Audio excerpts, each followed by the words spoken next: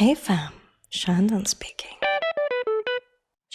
Shan. So, I have released a video talking about how K-pop labels use parasocial relationships to generate millions of dollars in profits and what helps to develop those. However, I deliberately left out one of the most important factors, which is looks, visuals.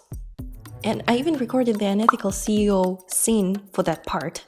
So if you're interested, I decided to post it separately. I cut it out because it's not that black or white, and I felt like I need more time to elaborate on that. So today, we're gonna talk about Asian beauty standards. Shan. This is quite a conflicting topic for me, and the opinion I'm about to express is definitely not the popular one these days. And I'm gonna get so much hate for saying that, but I wanna be realistic and use this knowledge to help me live a better life. And this is what I want for you, and that's why I'm gonna share this opinion. Now that disclaimer is announced, prepare your keyboards to bombard me with shit in the comment section. I'm ready for it. Okay, I am personally convinced that the more attractive you are, the better your life experiences are, and the easier your life in general is. And this is actually backed up by research. And I will post another video talking about pretty privilege in more detail soon. So subscribe if you want to learn what it is, how you can achieve it, and how you can use it to make your life 1,000 times better. And please watch this video until the end, because I'm going to explain what's the problem with it, specifically when we're talking about Asian beauty standards. Now, coming back to K-pop, you can't deny that looks play a huge role in popularity of K-pop bands, okay? They are the people who fit the beauty standards the most. And none of us can say that they are ugly or not pretty. I touched upon that in the previous video where I mentioned that when you see someone attractive, your interest in that person skyrockets. And later, through opening up, you are expressing your opinions, revealing your sense of humor. Through all of those things, idols make the fans feel like they're their buddies, their besties, their boyfriends and girlfriends. And this combination of hotness and great personality, and as you know, everyone in K-pop is a living angel and saint, otherwise they are publicly executed and kicked out of the industry. This combination is an enormous power that makes all and every single one of us weak. And K-pop labels exist because they know that this notion is highly capitalizable. I talked about this in more detail in the previous video. However, the problem with Asian beauty standards is that they don't just influence K-pop. They also have a huge influence on regular people in Asia. And in the Western world, we actually don't have such a detailed description of what a pretty person is. No matter of your skin color, your jawline shape, your face size, you can be considered pretty. However, in Asia, beauty standards are beauty requirements. And they're quite detailed and precise, I must say. A small pointy nose with a high nose bridge, big eyes with double eyelids. If I continue naming them, I literally won't have enough fingers on my hands and toes on my feet to finish the list. And without ticking all and every single one of them, you can't be considered beautiful in Asia. Needless to say, that it's an unattainable ideal that comes at a huge cost of mental health problems, eating disorders, and financial implications of plastic surgery. That may well also go wrong. And you can't win the game. You either have to conform and go through plastic surgery and later be shamed behind your back for how you looked before, or hear the same people tell you shit about what's wrong with you and what you need to get done. And I know that in South Korea, there are no sugarcoaters.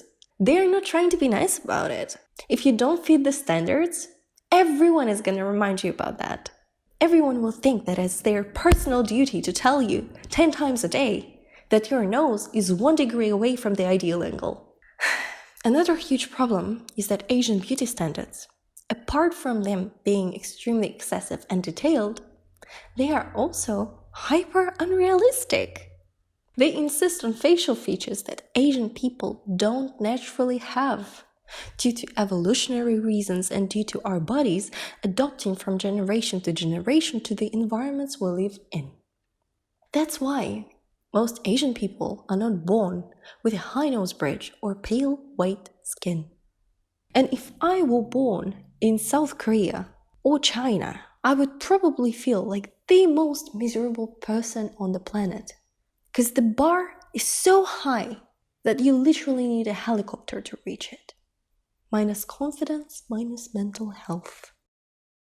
That was breaking my heart the other day, reading the comments section under a video talking about Asian beauty standards. How it's normal at school for kids to talk about plastic surgery and what surgeries they dream of getting.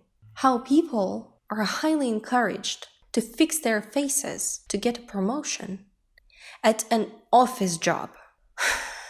How it's a traditional gift for your 16th birthday to get a double eyelid surgery. That definitely destroys your self-image. I can't imagine my mom approaching me on my 16th birthday. Hey kid, I got you a little something. What it is, Mom? Here are 2 breast implants. Your surgery is tomorrow. Oh my god. All of those things should not be normal, alright? Teenagers should think about their maths tests and going out on dates with school crushes and not about plastic surgery. This is where K-pop becomes dark. It has a lot of great things in it, and idols are genuinely hardworking, talented, amazing people, and the music is great. But when it comes down to plastic surgery, with time, it becomes darker and darker. And I'm not gonna talk about stuff like, all idols do plastic surgery. That's not news, alright? However, recently, I discovered something disturbing. I did a dance cover of Better Up by Baby Monster. And I went to the comment section of the original video, and someone wrote there, "Oh, can't believe that Chiquita has such a great stage presence at her 14. And I was like, 14? When I was 14, I was pretending to be sick so that I can stay at home and play Sims all day while my mom's at work. 14? The sad part is not even about the fact that the kid is not going to have a proper childhood, but the fact that generally idols go through plastic surgery before their debut. And this is disturbing.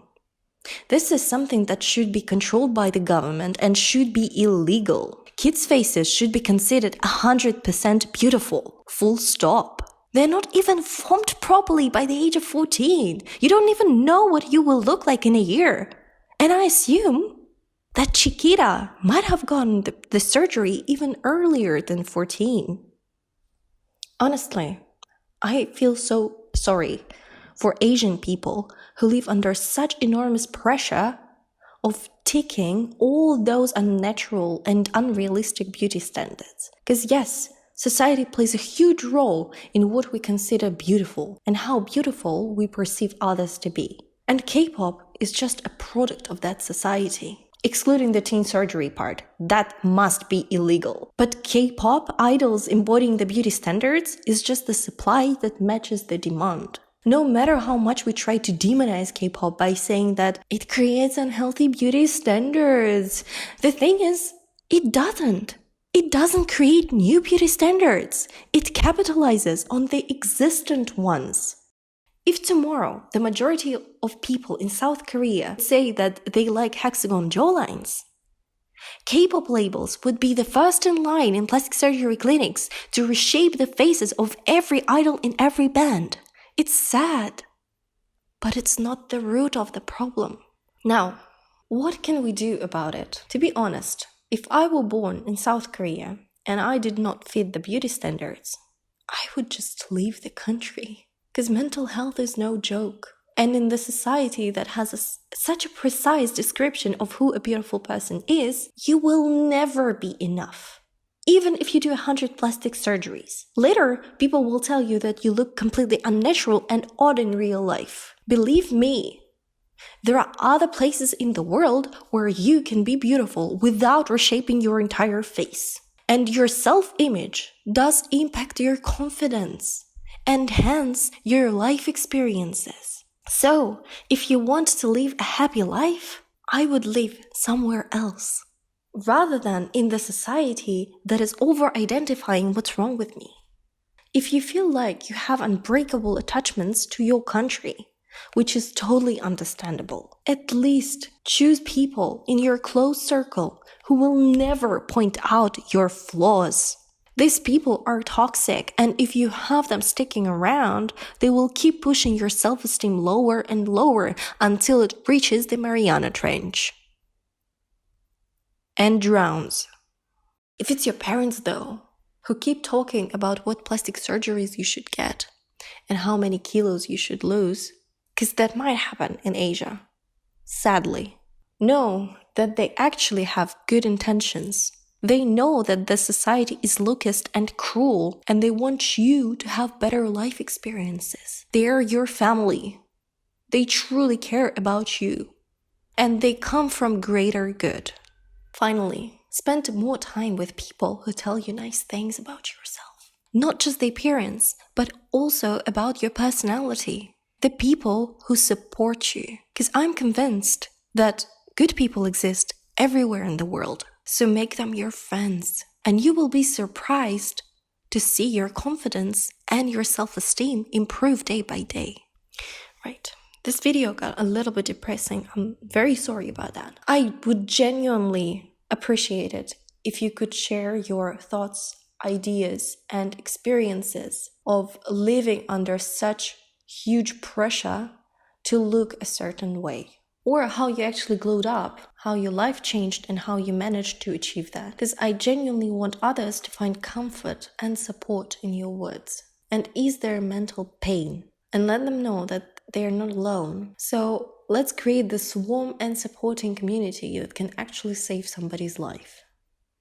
Anyway, thank you so much for watching till the end. Be rational, be healthy, value yourself, and know that I love you.